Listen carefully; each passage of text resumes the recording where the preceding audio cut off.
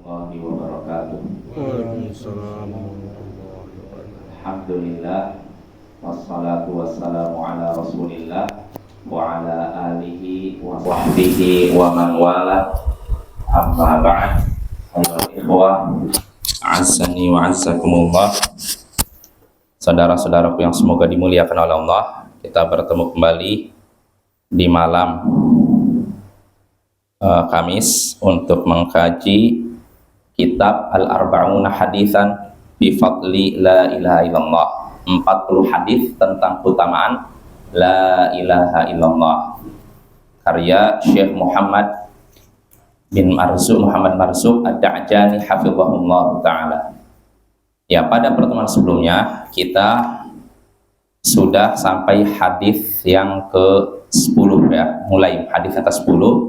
Hadis ke-9 sudah kita bahas tentang, kalau hadis ke-9, bahwasanya darah seorang muslim yang sudah bersaksi tidak ada yang berhak disembah kecuali Allah tidak dihalalkan untuk ditumpahkan kecuali karena salah satu dari 3 perkara. Pertama, kalau dia berzina dalam keadaan sudah nikah. Lalu kedua, kalau dia membunuh jiwa muslim atau membunuh muslim yang lain. Lalu ketiga, kalau dia meninggalkan agamanya, berpisah dari jamaah, yaitu persatuan kaum muslimin. Itu 3 perkara yang menyebabkan darah seorang muslim jadi halal ditumpahkan. Nah, itu yang hadis ke-9. Nah, sekarang kita masuk bab baru, hadis baru. Di sini berkata Syekh Muhammad Marzuq Ad-Da'jani hafizahullah, babun fi an la ilaha illallah afdhalu dzikr. Bab bahwasanya la ilaha illallah ini adalah zikir yang paling utama, zikir yang paling baik, zikir yang afdal. Afdal itu artinya paling utama, paling baik. Jadi kalau kita ditanya apa zikir yang paling baik, jawabannya la ilaha illallah. Ini zikir yang paling baik. Kita baca saja hadisnya. Di sini penulis menyatakan al-haditsul ashir, hadis ke-10. Jadi kita masuk hadis ke-10. An Jabir bin Abdullah radhiyallahu anhuma qala sami'tu Rasulullah sallallahu alaihi wasallam yaqul afdalu dzikri la ilaha illallah wa afdalu du'a alhamdulillah, rawahu Tirmidzi wa hassanahul al-Albani. Dari Jabir bin Abdullah, semoga Allah meridhai keduanya, ia berkata, aku mendengar Rasulullah sallallahu alaihi wasallam bersabda, sebaik-baik zikir yaitu la ilaha illallah, dan sebaik-baik doa yaitu alhamdulillah. Hadis riwayat Tirmidzi dan dinyatakan hasan oleh Al-Albani. Itu hadisnya Bapak dari Jabir bin Abdullah, seorang sahabat Nabi, semoga Allah meridhoinya. Jabir dan ayahnya Abdullah adalah sahabat Nabi, dan Abdullah ini sahabat Nabi yang gugur dalam perang Uhud ya. Dan beliaulah sebab turunnya firman Allah Ta'ala, wala tahsabannal ladzina qutilu fi sabilillahi amwata. Janganlah engkau menyangka bahwasanya orang-orang yang meninggal di jalan Allah mereka ini mati, balhum ahya, akan tapi mereka itu hidup. Jadi ini keutamaan Abdullah, bapaknya Jabir. Dan Abdullah ini bapaknya Jabir, dia dimakamkan.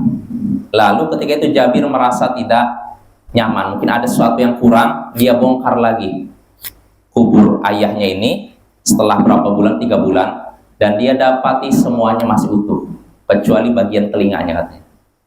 Ini Abdullah, bapaknya Jabir, dan dua-duanya sahabat Nabi. Kalau Abdullah, bapaknya ini memiliki keutamaan karena mati syahid, mati di medan perang, medan jihad. Sedangkan Jabir, sahabat Nabi istimewa karena dia termasuk sahabat Nabi yang banyak meriwayatkan hadis dari Nabi. Ya, Jabir bin Abdullah ini termasuk sahabat Nabi yang banyak meriwayatkan hadis dari Nabi Sallallahu Alaihi Wasallam. Itu sekilas tentang sahabat Nabi yang meriwayatkan hadis ini. Jadi Jabir berkata, aku mendengar Rasulullah Sallallahu Alaihi Wasallam bersabda. Mendengar artinya dia langsung dari Rasulullah tanpa melalui perantara. Ya, tanpa melalui perantara. Lalu apa bedanya?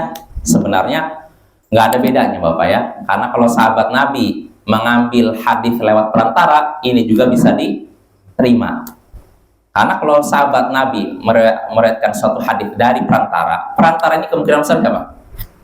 Sahabat Nabi juga. Sedangkan sahabat Nabi sepakat para ulama udul. Mereka itu riwayatnya bisa dipercaya. Dan ini sepakat di para ulama. Sebagaimana Imam An-Nawawi menyatakan, wala yadurru syafi'ani sahabah li'annahum udul. Tidak mengapa kita tidak mengetahui jati diri sahabat, karena para sahabat semuanya adil, terpercaya. Ini Bapak ya. Jadi kalau misalkan kita membaca suatu hadis, misalkan dari imam ini dari seseorang, ia berkata, aku melihat Nabi. Seseorang berkata, aku melihat Nabi. Berarti seseorang ini siapa? Sahabat Nabi. Tidak disebutkan namanya siapa, tidak diketahui jati dirinya siapa. Riwayatnya bisa kita terima? Bisa, karena sahabat Nabi walaupun tidak diketahui jati dirinya, kalau memang itu sahabat Nabi, pernah bertemu dengan Nabi dalam keadaan beriman dan mati dalam keadaan muslim, maka itulah sahabat Nabi, riwayatnya bisa diterima walaupun jati dirinya tidak kita ketahui. Nah, ini kesepakatan para ulama, tidak ada perbedaan pendapat di antara ulama dalam hal tersebut ya. Nah, ini kalau sahabat Nabi meriwayatkan hadis dari perantara ya, maka bagaimana pula kalau meriwayatkan langsung dari Nabi? Itu riwayatnya langsung bisa diterima. Ya, jadi kita kembali. Jabir berkata, aku mendengar Rasulullah Sallallahu Alaihi Wasallam bersabda, sebaik afdhalu dzikr la ilaha illallah. Zikir yang paling utama adalah la ilaha illallah. Tidak ada yang berhak disembah kecuali Allah. Ini adalah zikir yang paling utama. Ya, jadi Bapak, kalau kita ditanya oleh anak kita, Pak, apa sih zikir yang paling baik, paling utama? Jawabannya apa? La ilaha illallah. Lalu kata Nabi, wa afdhalud du'a alhamdulillah. Dan sebaik-baik doa adalah alhamdulillah. Segala puji bagi Allah. Ini, kalau sebaik-baik zikir la ilaha illallah, sebaik-baik doa adalah alhamdulillah. Hadis ini diriwayatkan oleh Tirmidzi dan dinyatakan hasan oleh Al-Albani.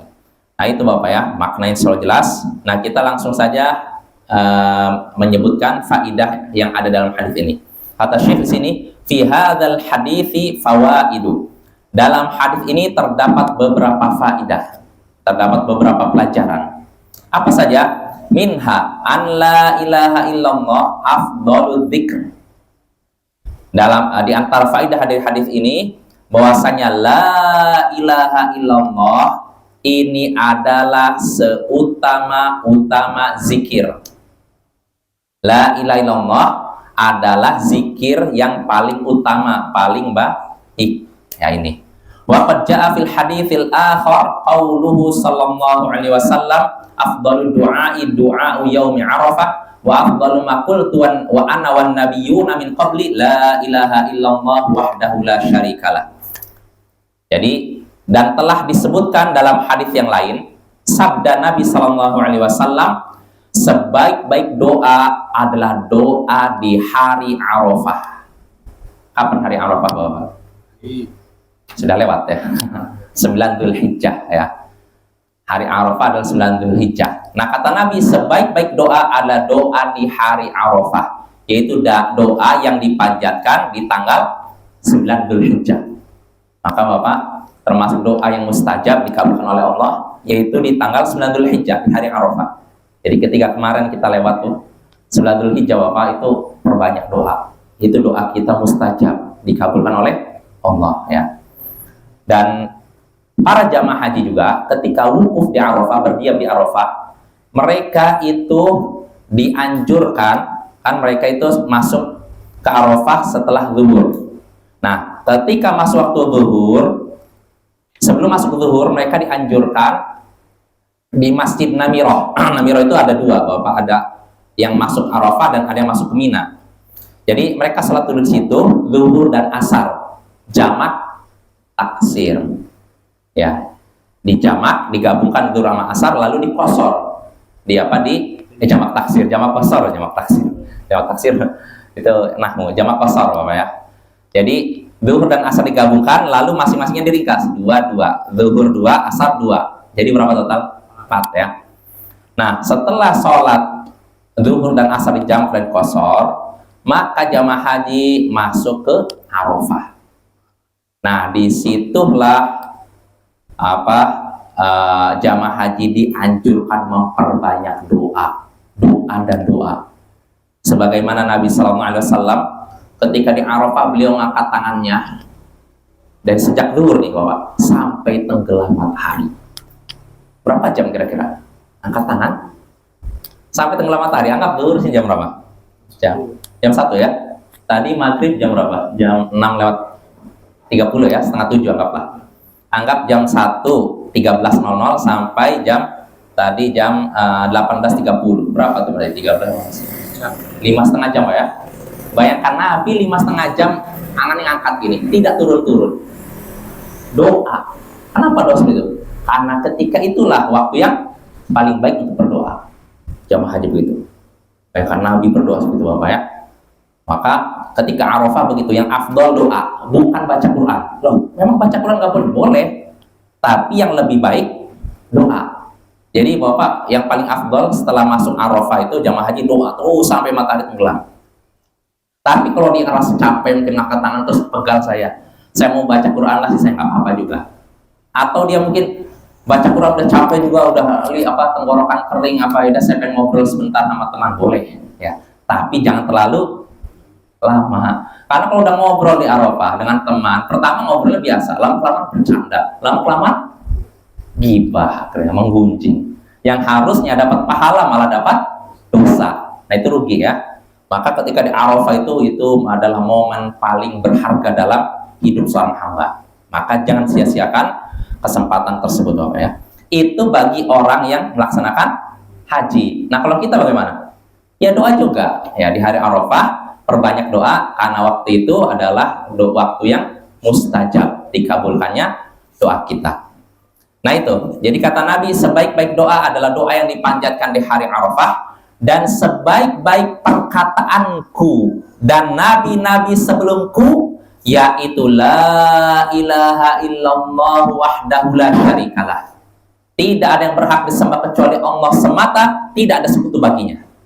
Nah ini kata Nabi, sebaik-baik ucapanku dan nabi-nabi sebelumku. Nah berarti inilah zikir terbaik. Apa? La ilaha illallah. Kita sama ya. Ini menunjukkan keutamaan la ilaha illallah. Itu adalah sebaik-baik zikir, seutama-utama zikir. Zikir yang paling baik, zikir yang paling utama. Wa warada 'an Ibnu Abbas radhiyallahu anhuma annahu qala. Dan telah diriwayatkan dari Ibnu Abbas, setelah ada riwayat dari Ibnu Abbas, semoga Allah meridhai keduanya. Keduanya berarti siapa? Ibnu Abbas dan ayahnya, yaitu Abbas. Karena dua-duanya sahabat Nabi ya. Ibnu Abbas pamannya Nabi. Ibnu Abbas apa berarti? Sepupunya Nabi ya, masih keluarga Nabi. Dan ada sebuah riwayat dari Ibnu Abbas, semoga Allah meridhai keduanya, bahwasanya Ibnu Abbas berkata, ahabbu kalimatin ilallahi ta'ala la ilaha illallah. Kalimat yang paling dicintai oleh Allah adalah la ilaha illallah. Nah ini Bapak. Jadi inilah kalimat yang paling dicintai oleh Allah, yaitu la ilaha illallah. Kata Ibnu Abbas, la yaqbalullahu amalan illa biha. Allah tidak akan menerima amalan apapun kecuali dengan itu. Dengan apa? La ilaha illallah. Dengan tauhid. Artinya Bapak, nggak ada manfaatnya seorang beramal tanpa tauhid. Jelas Bapak ya? Nggak ada manfaatnya. Seorang beramal tapi melakukan syirik. Seorang beramal dalam keadaan musyrik, nggak ada manfaatnya. Nah dari sini kita bisa mengambil pelajaran sia-sianya orang-orang kafir yang berkurban. Ada tidak Bapak?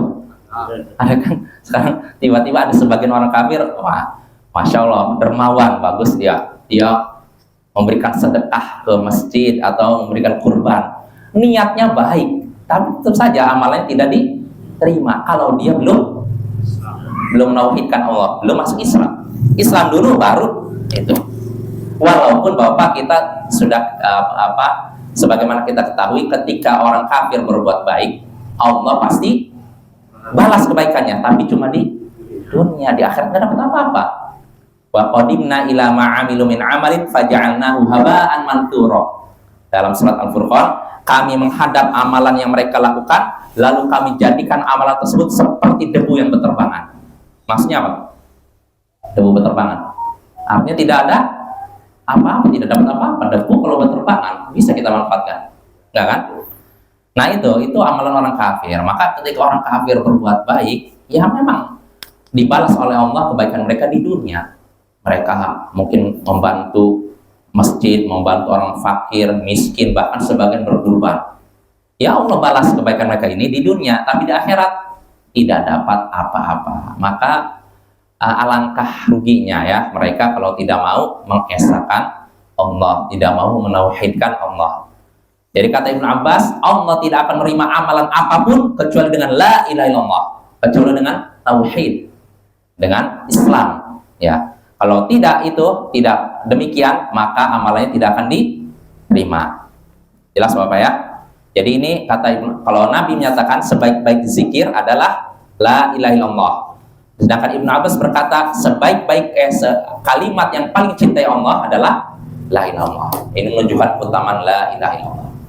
Lalu berikutnya, wa minha kata Syekh ini, Syekh Muhammad Al-Suqad-Da'jani, wa minha di antara faedah hadis ini di antaranya anna afdhaliyataha binuktiha kamilah. Bahwasanya keutamaan la ilaha illallah ini diraih dengan mengucapkannya secara sempurna, lengkap Bapak-bapak. Jadi keutamaan la ilaha illallah tadi kan sebaik-baik zikir adalah apa? La ilaha illallah. Ini keutamaan ini bisa kita raih dengan mengucapkannya secara sempurna, lengkap. Maksudnya apa? Bacanya la ilaha illallah, lengkap Bapak. Jangan dipotong-potong. Baca la ilaha illallah, tidak ada yang berhak disembah kecuali Allah. Itu. Bacanya dengan sempurna, ya. Kalau kita baca dengan sempurna, kita dapat keutamaan tadi. Kita sudah melakukan sebaik-baik apa? Zikir. Wa bihadza yadhharu dhalalu man iktafa bismil isyarahu kama yaqulu ba'dul mutasawwifah. Nah, kata Syekh sini, dengan ini tampaklah kesesatan orang yang hanya berzikir dengan kata ganti hu. Hu itu artinya apa? Dia. Maksudnya zikirnya dia. Nah, seperti ini kata Syekh. Ini kesesatan. Kalau kita mau dapat pahala zikir sebaik-baik zikir, bacanya apa? La ilaha illallah, bukan hu. Ya, sebagaimana kata Syekh di kama yaqulu ba'dul mutasawwifah, sebagaimana yang disebutkan oleh sebagian kaum sufi. Jadi sebagian kaum sufi Bapak zikir mereka dengan hu artinya apa? Dia. Maksudnya siapa?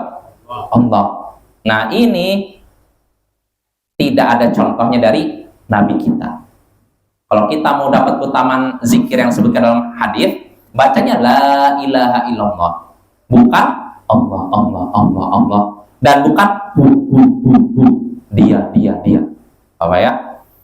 Ya karena pertama itu tidak sesuai dengan hadis tadi, terus kedua tidak ada contohnya dari Nabi, ya. Kalau amalan tidak ada contoh dari Nabi, ya sia-sia Bapak ya. Walaupun niat seorang baik. Karena dalam Islam suatu amalan tidak akan diterima oleh Allah kecuali dengan dua syarat. Pertama apa? Ikhlas. Niatnya baik. Kedua, caranya baik sesuai dengan tuntunan Nabi. Maka niat baik saja tidak cukup ya, harus juga disertai dengan cara yang baik, yaitu ada contohnya dari Nabi kita. Nah ini Bapak ya. Jadi kalau kita mau zikir, mau dapat pahala, bacanya lengkap la ilaha illallah, bukan Allah, bukan hu. Nah gitu ya. Wa kadza fi taqsimiha ila qismain, fariqun yaqulu la ilaha wa fariqun yaqul illallah.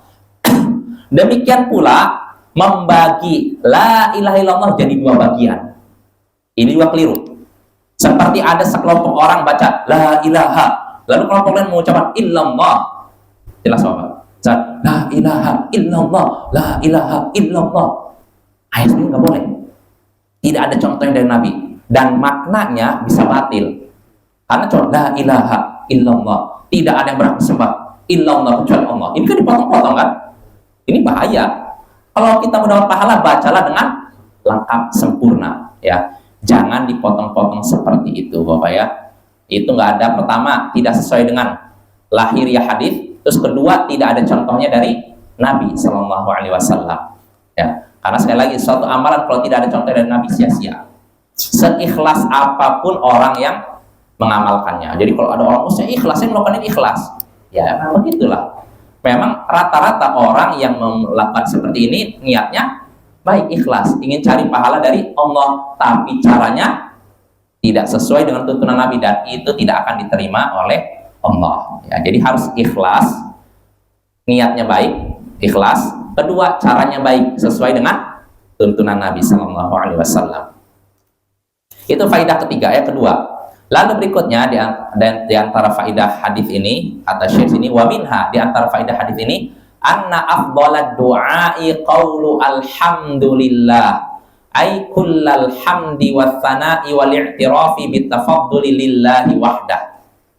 Kullal hamdi was sana'i wal i'tirafi bil fadli lillahi wahdah. Di antara faidah hadis ini yakni sebaik-baik doa, seutama-utama doa yaitu ucapan alhamdulillah. Maksudnya apa alhamdulillah? Artinya apa? Kalau dalam terjemahan bahasa Indonesia apa? Segala puji bagi Allah. Di sini maksudnya kata Syekh, kullal hamdi wa tsana'i wal i'tirafi bil fadli lillahi wahdah.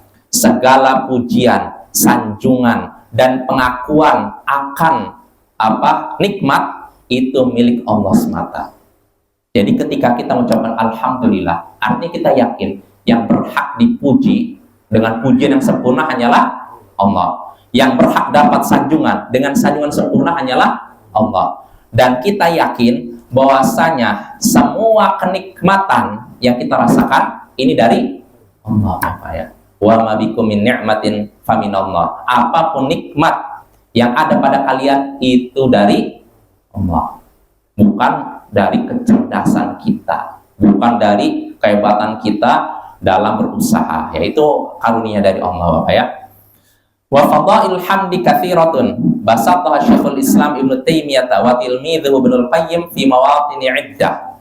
Keutamaan pujian tahmid, alhamdulillah, ucapan alhamdulillah ini sangat banyak dan telah dijelaskan panjang lebar oleh Syekhul Islam Ibnu Taimiyah dan muridnya Ibnul Qayyim dalam beberapa karya tulisnya. Jadi keutamaan alhamdulillah Bapak ini sangat banyak ya. Para ulama sudah menyebutkan beberapa karya tulis yang isinya tentang apa? Keutamaan alhamdulillah. Ucapan zikir alhamdulillah. Nah itu selesai. Kita selesai dari hadis ke-10. Nah sekarang kita masuk hadis yang berikutnya, hadis ke-11.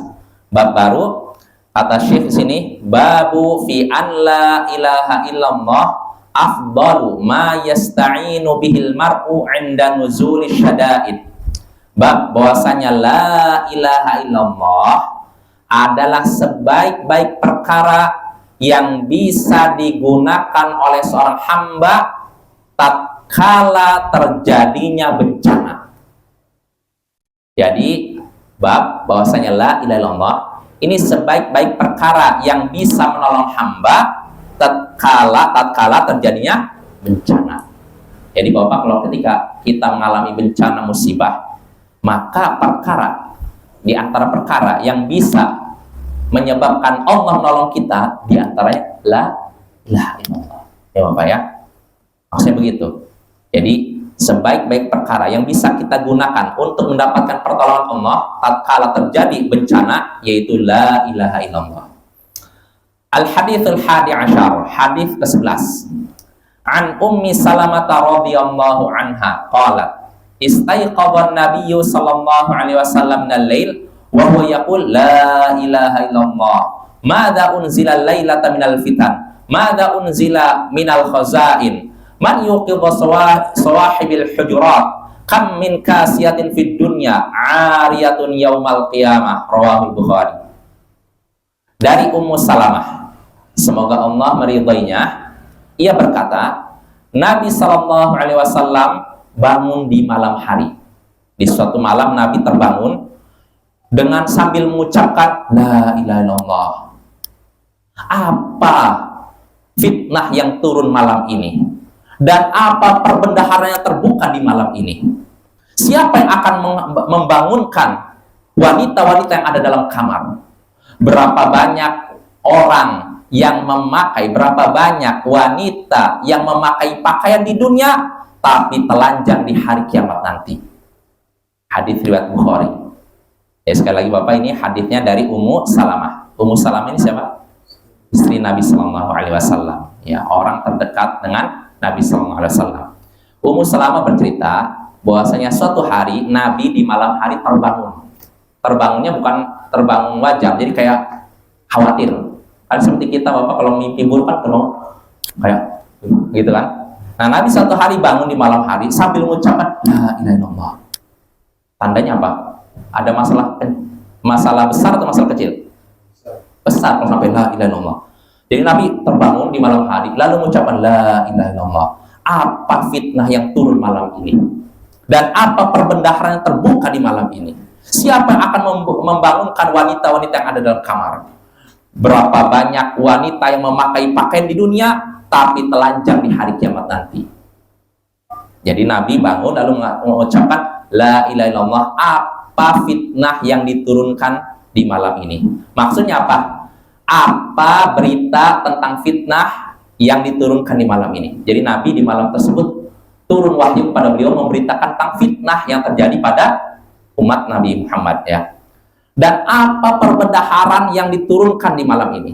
Maksudnya Nabi mendapatkan kabar bahwa perbendaharaan Romawi dan Persia akan dikuasai oleh kaum muslimin, ya.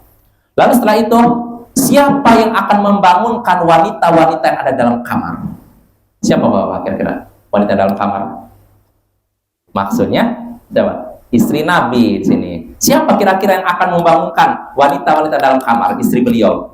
Lalu beliau menyatakan berapa banyak wanita yang memakai pakaian di dunia tapi telanjang di hari kiamat nanti.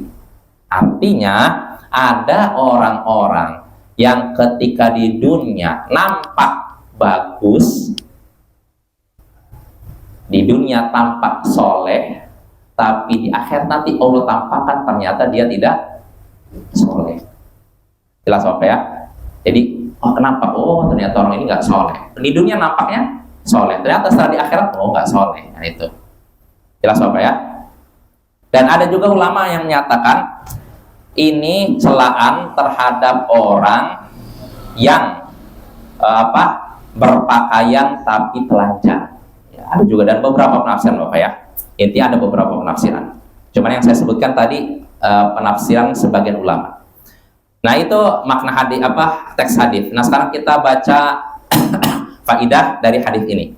Kata Syekh di sini, Syekh Muhammad Marzuq Ad-Da'jani, dalal haditsu ala fadlil qawli la ilaha illallah wal lahaji bihi 'inda nuzuli syadadi wasti'dhamil umur.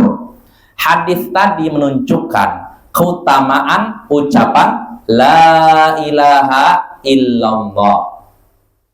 Hadis tadi menunjukkan keutamaan ucapan la ilaha illallah dan mengucapkannya ketika terjadinya bencana dan perkara yang dianggap besar. Contohnya Nabi ketika turun wahyu yang memberitakan akan muncul fitnah besar di umatnya, apa yang beliau lakukan tadi? Ucapan la ilaha illallah. Maka Bapak ketika kita menyaksikan perkara yang besar, kita bisa juga niru Nabi, la ilaha illallah. Iya, ketika terjadi gempa, la ilaha illallah, la ilaha illallah. Jangan Bapak mengucapkan kata-kata kotor. Naudzubillah min dzalik. Sudah kena bencana masih pula mengucapkan kata-kata kotor, ini bahaya. Ini menunjukkan hakikat asli orang tersebut Bapak ya. Kalau orang Bapak dalam keadaan lapang, mengucapkan bahasa kotor, ini mungkin ya agak sedikit wajar ya, dalam tanda kutip ya, karena dia orang senang. Tapi kalau dalam keadaan sempit dia juga mengucapkan kata-kata kotor, bukannya mengadu pada Allah, ini menunjukkan buruknya hati orang ini, Bapak ya. Apalagi yang parahnya, dalam keadaan senang maupun sempit mengucapkan bahasa kotor, ini lebih parah lagi nih. Nah ini Bapak ya, jadi kita bisa berdasarkan hadis ini kita bisa mengucapkan la ilaha illallah ketika terjadi perkara besar, gempa, apalagi misalkan terjadi banjir, tanah longsor dan semacamnya. Jadi kita berserah diri kepada Allah. Inilah Allah lah yang mengatur itu, kita pasrahkan kepada Allah. Nah seperti itu Bapak ya. Jadi jangan malah naudzubillah min dzalik, sebagian orang ketika terjadi musibah yang dipanggil bukan ya Allah, tapi ya Syekh Abdul Qadir Jilani, ya Syekh Badawi, ya Syekh Rifai. Yang dipanggil makhluk, bukan Tuhannya makhluk. Nah ini ada Bapak, nyata, bukan hayalan, bukan rekaan.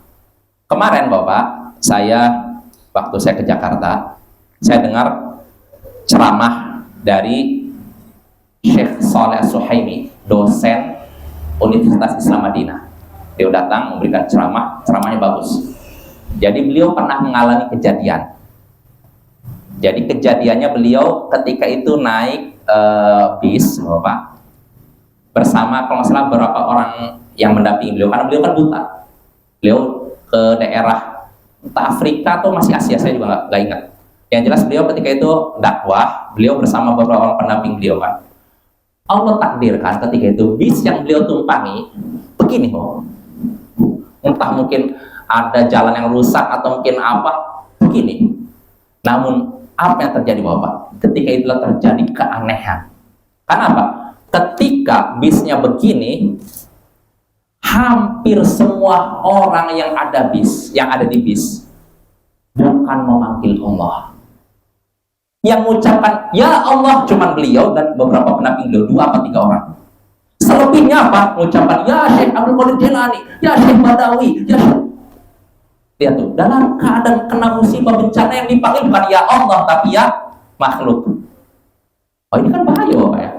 Orang musyrik zaman jahiliyah nggak seperti ini. Orang musyrik zaman jahiliyah ketika dalam keadaan lapang mereka menyekutukan Allah. Tapi kalau dalam keadaan sempit ada bencana, mereka lupa dengan berhala-berhala mereka. Mereka hanya ingat Allah. Allah sebutkan dalam surat banyak dalam surat Al-Ankabut yang antaranya fa idza raqibu fil fulki da'allaha mukhlishina lahuddin falamma najjahum minal barri idza hum yusyrikun. Kalau mereka orang-orang musyrik zaman dahulu naik ke kapal lalu diguncang dengan badai sehingga hampir tenggelam, kalau mereka mengalami demikian, mereka pun berdoa kepada Allah dengan begitu ikhlas. Artinya apa? Lupa dengan Lata, Uzza, Manat, Hubal, berhala-berhala, lupa itu. Ketika diguncang bencana, diguncang ombak, badai, mereka berdoa, ya Allah tolonglah kami. Ini ketika dalam keadaan seperti itu. Tapi ketika Allah menyelamatkan mereka ke daratan, kan mereka udah berhasil nih melewati badai ini, nyampe daratan, tiba-tiba mereka menyekutukan Allah lagi. Ketika nyampe daratan yang dipanggil bukan ya Allah saja, ya Allah, ya Lata, ya Uzza, ya Manat. Ini orang musyrik zaman dahulu. Artinya ketika dalam keadaan lapang mereka menyekutukan Allah, dalam keadaan sempit mereka mengesahkan Allah. Nah, tadi orang-orang tadi, naudzubillah min dzalik. Bayangkan dari satu bis yang memanggil ya Allah cuma 3-4 orang. Selebihnya ya Syekh Abdul Qadir Jilani, ya Syekh Rifai, ya Badawi. Ini kan menunjukkan betapa tauhid, dakwah tauhid belum menyentuh banyak orang. Banyak di antara kaum muslimin yang belum tersentuh dakwah tauhid. Bayangkan sampai-sampai ketika mengalami musibah dan bencana yang dipanggil bukan ya Allah tapi makhluk. Nah ini Bapak, itu adalah kemusyrikan, syirik yang harus dibersihkan di tengah kaum muslimin. Selama syirik masih bercokol di tengah kaum muslimin, maka kaum muslimin akan selalu mengalami musibah dan bencana Bapak ya. Jadi kalau kita ingin selamat dari bencana Bapak, jauhi maksiat, bersihkan kampung kita dari maksiat, terutama maksiat yang paling besar apa? Syirik, ya. Jadi itu Bapak, itu perjalanan beliau. Jadi Syekh Suhaimi bercerita seperti itu. Beliau naik bis, ketika bisnya terguling begini, gak ada yang mengucapkan manggil ya Allah kecuali 3-4 orang, bayangkan. Itu menunjukkan parahnya daerah tersebut, Bapak. Cuman saya nggak nanya, kriteria saya nanya, daerah mana Syekh? Mudah-mudahan bukan di Indonesia. Ustaz, Ya? dulu waktu saya kecil Ustaz, pernah datang gempa, di orang-orang banyak mengucapkan la ilaha illallah, dilarang Ustaz. Loh, kok? Jangan bapak, tempat kuat dia katanya. Kan? Iya enggak lah. Ya. Justru harusnya begitu. Yang pernah saya- Iya, ya itu harusnya kayak gitu. Harusnya manggil ya Allah, la ilaha illallah atau masya atau masya apa.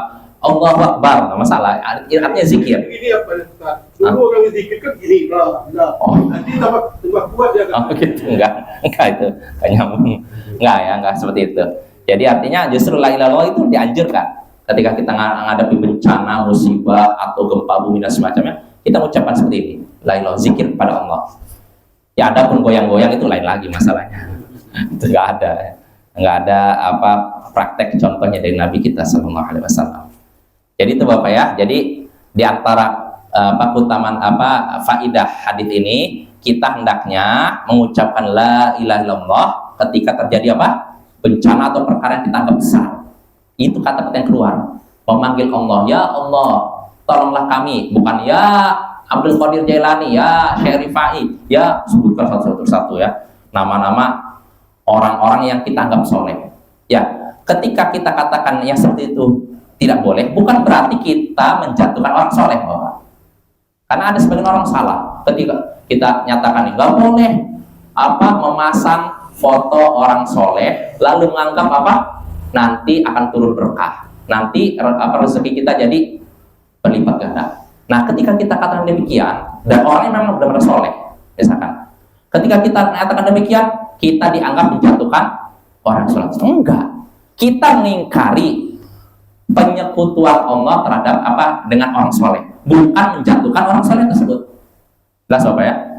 Karena bagaimanapun orang soleh itu kalau benar-benar soleh ya, bukan pura-pura soleh atau orang dianggap soleh. Kalau orang soleh itu dia soleh dan berilmu, kalau dia tahu ada orang yang menyekutukan Allah dengan dirinya, apa yang dilakukan orang soleh ini? Mengingkari kan, marah kan? Nah, maka kalau misalkan ada orang memajang foto orang soleh dengan keyakinan, oh kalau dipajang ini rumah kita jauh dari bencana, atau usaha kita, toko kita nanti jadi laris. Ini namanya apa? Syirik. Syirik yang seperti ini, nggak boleh. Nah, ketika katakan nggak boleh memajang foto orang soleh ini dengan keyakinan nanti begini-begini, itu syirik. Nah, sebagian orang anggap, oh berarti kamu sudah menjatuhkan kehormatan orang soleh. Ini keliru.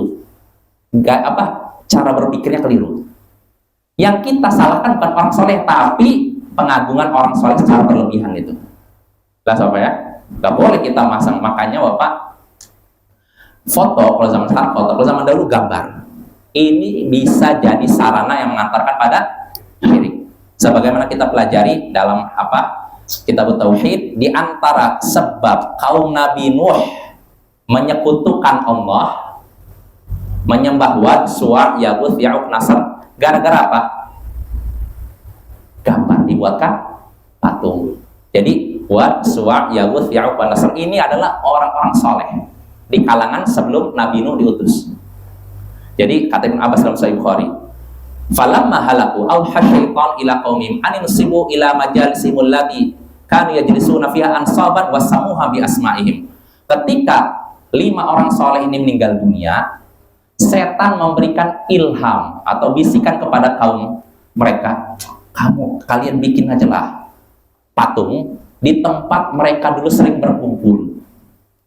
Berilah patung tersebut dengan nama mereka. Ini patung Wad, Suwa, Yaguth, Ya'uq, Nasr.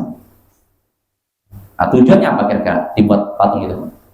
Mengenang jasa orang soleh tersebut, biar ketika orang lihat patung ini, oh ini orang soleh, kita harus ikuti dia. Niatnya baik kan? Nah, setan sini bermain sini dan tahu orang-orang yang dia bisik ini orang-orang tidak berilmu, dan setan tahu pintu untuk menyesatkan manusia, tahu dia. Akhirnya setelah dibisikkan sama setan, buatlah patung dengan nama mereka di tempat dulu mereka sering berkumpul. Fafa'alu, akhirnya kaumnya menuruti keinginan setan, dibuatkanlah patung-patung soleh, wa suwa yaghuf nasab. Walan tu'bad, kata Ibnu Abbas, dan ketika itu belum disembah. Jadi orang membuat patung sekedar untuk apa? Mengenang jasa orang soleh itu. Ini patung Wahab, ini si Wahab, ini orang soleh begini. Ketika itu belum disembah. Hatta idza halakal haula wa nusyal ilmu ubida. Hingga ketika orang-orang yang membuat patung itu sudah meninggal dan ilmu agama dilupakan, akhirnya patung-patung itu disembah. Itu Bapak, itu pintu syirik. Makanya dalam Islam nggak boleh kita membuat patung-patung. Itu sarana menuju syirik, apalagi patung orang soleh. Saya katakan Bapak, ini sebenarnya semuanya, mau orang soleh atau orang yang dianggap nggak soleh pun bisa jadi sarana untuk syirik. Ada tokoh nasional Bapak yang nggak mau saya sebutkan lah, karena sensitif ya. Tokoh bisa dibilang pejuang kemerdekaan Indonesia. Saya pikir kalau yang tokohnya yang dijadikan patung ini nasionalis, artinya bukan orang tokoh agama, saya pikir nggak akan dikultuskan. Jelas Bapak, kan identiknya ketika kemerdekaan kan ada tokoh nasionalis, ada tokoh agama kan. Saya pikir nih Bapak, prasangka saya kalau yang dikultuskan tuh biasanya tokoh agama. Nih tokoh agama dibuatkan patung, nanti orang datang ke situ cari berkah di situ. Saya pikir gitu. Kalau yang dijadikan patungnya itu tokoh nasionalis, nggak mungkin dikultuskan. Saya pikir gitu, ternyata keliru Bapak. Tokoh pejuang kemerdekaan ini dibuatkan monumen di makamnya. Lalu apa yang terjadi di kuburnya ketika hari kelahirannya? Orang-orang berdatangan cari berkah. Punya keyakinan kalau datang ke sini nanti dapat rezeki begini. Rezekinya dilipat gandakan. Padahal ini bukan tokoh agama. Bayangkan, sampai begitu. Apalagi kalau yang dijadikan patungnya tokoh agama. Makanya dalam Islam tegas, nggak boleh kita buat patung. Itu sarana yang mengantarkan pada syirik Bapak ya, bahaya Bapak ya. Nah, jadi itu, jadi kita harus segala potensi menuju syirik harus dihapuskan. Makanya contoh tadi Bapak, foto orang soleh. Ini kan foto ini bisa jadi sarana menuju syirik Bapak. Apalagi orang soleh, karena yang namanya kebodohan merajalela Bapak. Kaum Nabi Nuh saja, tadinya mereka di atas tauhid, tapi setan gelincirkan mereka lewat apa? Patung. Nah kalau zaman sekarang mungkin bukan patung, pakai apa? Foto. Lewat foto ada orang-orang tertentu nih. Kalau foto orang soleh ditaruh di rumah, nanti rumahnya bebas dari bencana, nanti enggak sial. Nanti kalau ditaruh di toko, dagangannya laris. Ya tidak? Ini ada tidak seperti ini? Ada itu. Makanya foto ini bisa menuju apa? Menjadi sarana menuju kemusyrikan. Terutama kalau foto itu foto orang soleh. Walaupun Bapak kita nggak bisa menghukum secara mutlak foto haram nggak. Ya walaupun ada beda pendapat Bapak ya. Apakah foto termasuk gambar bernyawa atau tidak? Pendapat yang kuat foto beda dengan gambar bernyawa. Ya kalau gambar bernyawa menurut mayoritas ulama, ijma para ulama diharamkan. Tapi kalau foto, nah ini para ulama beda pendapat. Apakah foto ini dimasukkan gambar bernyawa atau tidak? Pendapat yang kuat, foto bukan termasuk gambar makhluk bernyawa. Artinya apa? Kalau bukan gambar makhluk bernyawa, maka tinggal ditanyakan tujuan membuat foto. Kalau tujuannya hanya sekedar kenang-kenangan, ya mungkin nggak masalah. Tapi kalau tujuannya untuk mengkultuskan orang tertentu, maka ini diharamkan. Jelas Bapak ya? Ini harus kita perhatikan Bapak, karena banyak orang berlebihan dalam hal ini. Jelas ya? Lalu kita lanjut. Jadi di antara faedah tadi hadis tadi sekali lagi, keutamaan la ilaha illallah, ucapan la ilaha illallah, dan bahwasanya ucapan la ilaha illallah diucapkan ketika terjadinya apa? Bencana ya, atau perkara yang dianggap besar. Lalu kata Syekh, wa min fawaidil hadis al-ikhbaru binuzul fitan wa kathratiha. Di antara faidah hadis ini yaitu kabar tentang turunnya fitnah dan banyaknya fitnah. Jadi ketika Nabi sudah hidup, dia dikabarkan nanti akan turun berbagai fitnah. Dan ternyata apa yang sampai kepada beliau benar-benar apa? Terjadi ya fitnah ya di antara umat Islam, dimulai dari terbunuhnya Utsman bin Affan, lalu lanjut perseteruan antara Ali dan Muawiyah, lalu lanjut munculnya Khawarij, lalu munculnya Syiah, lalu munculnya dan macam-macam. Nah itu ya.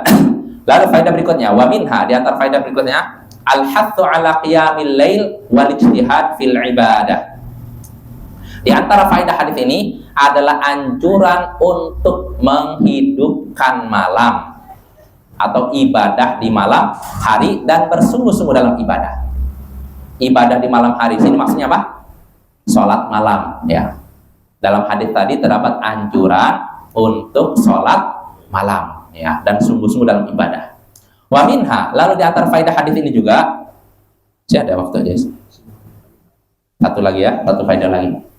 Amrul ahl bis salati wal ikthar minal ibadah wal hathi 'alaiha.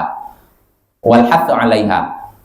Di antara faedah hadis ini yaitu memerintahkan atau memberi perintah kepada keluarga untuk sholat dan memperbanyak ibadah dan menganjurkan mereka untuk itu.